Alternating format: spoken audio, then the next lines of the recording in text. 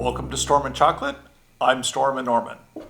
This is song number 2 in the series Songs I Love. And this week we'll be talking about Kate Bush's Love and Anger from the album The Sensual World.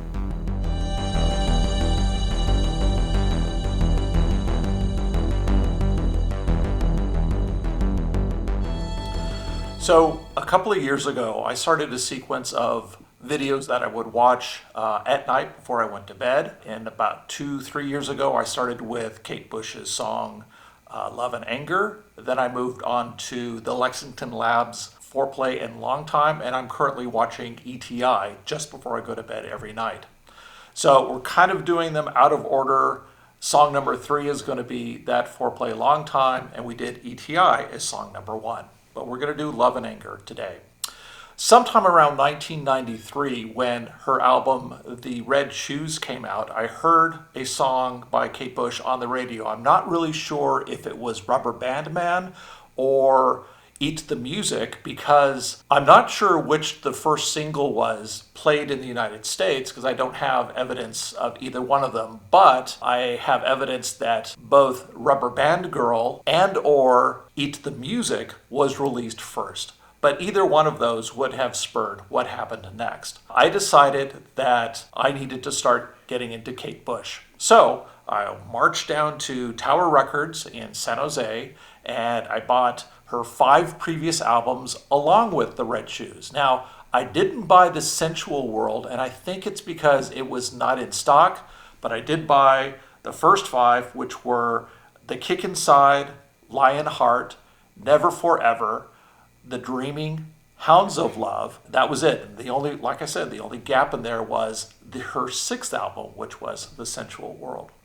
And outside of Wuthering Heights, Running Up That Hill, and Cloud Busting, those were the only songs that I heard, and I had not heard anything else on there. But they're wonderful albums, they're terrific songs, and I have a playlist of just Kate Bush, and basically I play from the first song to the last song. Just kind of very similar to my Led Zeppelin playlist or my Emerson, Lake and Palmer playlist. Start at the beginning and play all the way through. Never play them on shuffle, only to play them in order, because there's a natural flow to the songs that I want to hear. And sometimes you'll hear a song and then in your shuffle, in your playlist, and shuffling will play them out of order, and you're mentally expecting the next song to play, and it doesn't, and that just drives you wild. So I have those first albums, and it was quite some time before I actually filled out the collection with The Sensual World. However, sometime in the mid-90s, on one of those weekly video programs outside of MTV, I saw the video for Love and Anger, and I only really remembered the last part of it. And if you see the video, link will be in the description on YouTube. She throws a bunch of confetti into the camera, and that's the only thing that I really remember. I don't remember the first part of the video. I only remember that last part where she's playing with some musicians. And once I got into watching YouTube videos and music videos on there, because there's a wealth of stuff on there. There's a whole bunch of Mike Oldfield videos and concerts. There's Kate Bush doing live versions of her songs with her own choreography. And there's just such a wealth of available music and music videos and performances on YouTube. I highly recommend that you watch some YouTube. So I only remembered that, and but a lot of Kate Bush wasn't played over here in the U.S., at least on the radio stations I was listening to, and I imagine that's probably going to be a true statement without qualification. So eventually I bought The Sensual World on CD, and just like the line from Into the Great Wide Open, I felt that there was no killer single on there. The A&R man said, I don't hear a single. I listened to it a couple of times from the beginning to the end. I didn't hear a killer single. To my mind, there were more singles on The Red Shoes, her subsequent album from The Sensual World. But I kind of apparently glossed over Love and Anger, which I believe is the second song on the CD. So the video hit me in 2021. That's when I found it. And I saw the title of the song that was being played and I went, oh, this is interesting. I wondered if I have it. And I actually do have it. And I listened to it and I watched the video. And mostly I just watched the video because the video has the song on it. And I found that over time, there was just this synergy going on between the video and the music itself. I love the way that Kate's lyrics kind of overlap where one leads into the other. For example, at the very beginning, she sings this. It lay buried here.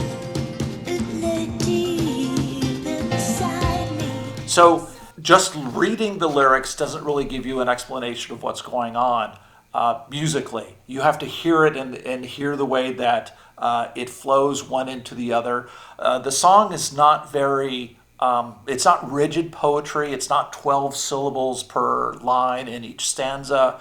It has a very, I could almost call it a sensuous flow from one line to the other. For example, after the first two lines, she sings this. It could take me all my life, but it would only take a moment to tell you what I'm feeling, but I don't know if I'm ready yet.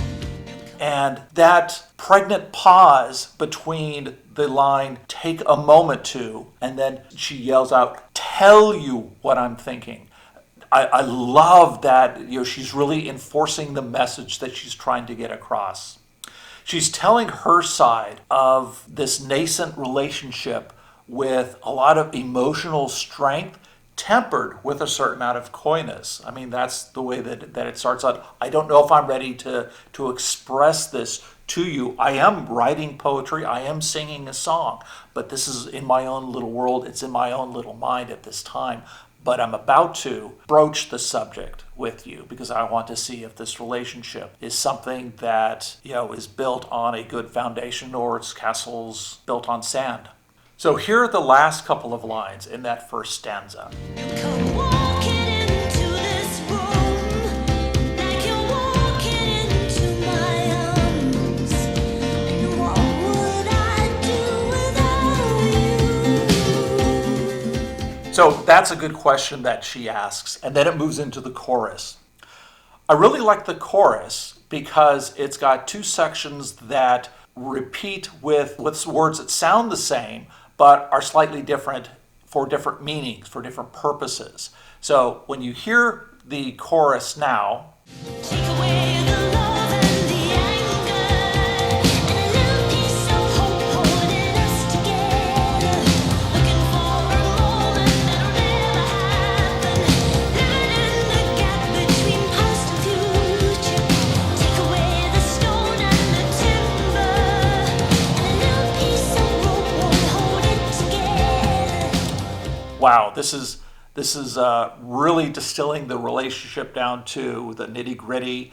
And again, she's bearing her soul, but there is kind of a hint that she might be talking about something else. Yes, you could talk about building a relationship, building a life together is like building a house with rope and timber and nails and all of that blood, sweat, and tears. But it kind of looks like she's talking about something else, something deeper, something broader than just the relationship. She's starting with a discussion about a relationship, but she's kind of moving on to maybe something bigger. So that was the chorus. But let's talk about the video, because the video, as I said earlier, it reinforces the song, takes you someplace else, makes the song and the video and the images greater than its parts. The song starts with Kate in a very darkened room. There's a spotlight that's coming down. There may be, a side spotlight that's, illuminating her, but all you see is a lot of darkness and the spotlight. And she's in the circle, and the camera starts at one side and then pans and rotates around her more than 360 degrees. And when she gets to the line, "What would I do without you?" which is a very important line, she turns and looks at the camera, which is over one of her shoulders, and it's just And then I'm getting goosebumps right now. And again, so it's very important, it's very powerful what she's saying and talking about. Now, she continues to sing that, and that's just before "What Would I Do Without You" is just before the chorus starts. And as soon as that happens, it switches, and now she's standing up in the center, again, well illuminated, but there's a line of ballerinas behind her in kind of a chorus line, and they're doing balletic moves. I tried to figure out exactly what they were. I looked at a lot of, plie, and I was going to say en garde, but that's not very balletic. They're doing moves behind her to the beat of the music, but she's standing there holding some crown jewels, it appears to be. The orb, the royal orb, and the royal scepter, she's holding them tight, and she's standing very upright. And then she sings the chorus at this point. And then at the end of the chorus, she sings the next stanza, which begins with, "If you can't tell your sister, if you can't tell a priest." And as she sings this, there's a line of priests that come in from the darkness. They just kind of appear, and the ballerinas have bowed out. They've backed off into the gloom. And the priests come in and they start forming a circle around her, and they're wearing stylized dresses, and they, strike a pose, and then they start whirling. And you realize that these are whirling dervishes, and they kind of encircle Kate singing in the center, and they continue around. And so they're whirling dervishes, and this is kind of a callback to one of her previous songs, specifically "Them Heavy People," where she says, "I love the whirling of the dervishes." But they continue circling around, and you fade in and out from with Kate singing. And then at the beginning of the second chorus, when everybody yells, "What would we do without you?" that vocal implies that there's a strong wind, and the dervishes go whirling off the camera. And then there's Kate again with the ballerina singing the second chorus. Sorry, that must have been an earthquake, and I'm sure we'll cut this out. So Kate is standing there, again, with the ballerinas behind her, with the orb and scepter in her arms, and she sings the second chorus.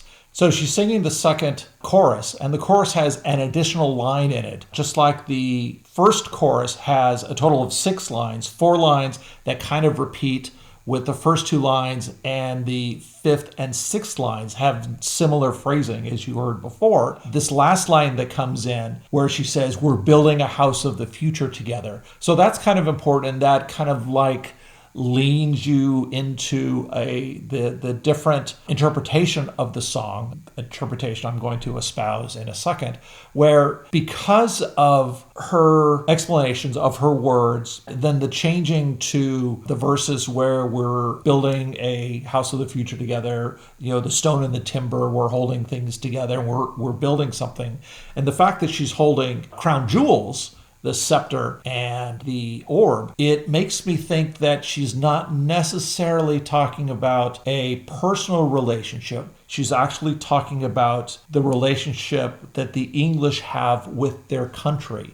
We're here, we're citizens, we're building a future together, and we want to make sure that we have the right ideas and the right goals, and we do it in the right way so that everything has a good foundation. We build a good structure. One of the things I saw an interview with Kate some years ago where she said about the song, and I don't think it was about the video, but she said about the song, "I'm not really sure what it's about."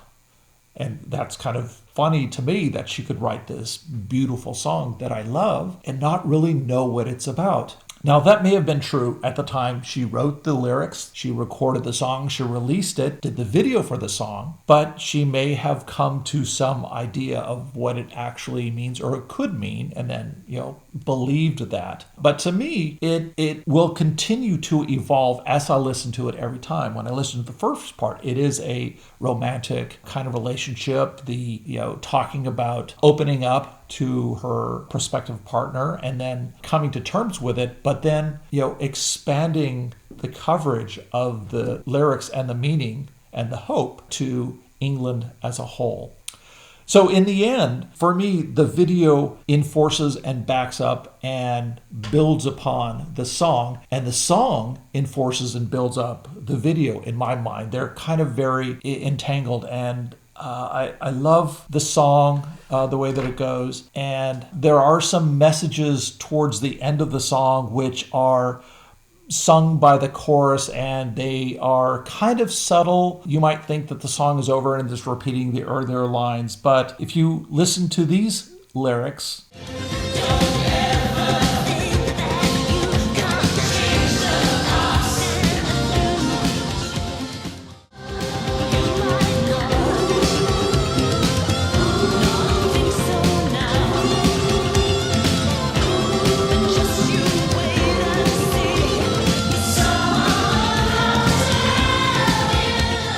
it's very hopeful in the song that you might not think that you have the ability to change anything, but don't forget that's the way our democracies work. And if we're building this relationship, there are people who can help, people who have, the same ideals and ideas and can help you.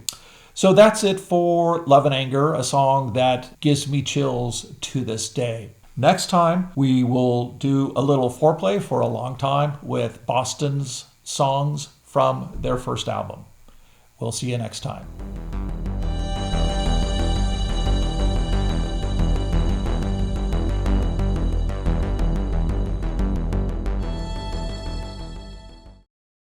You've been talking in circles since I've been able to cry. It's never been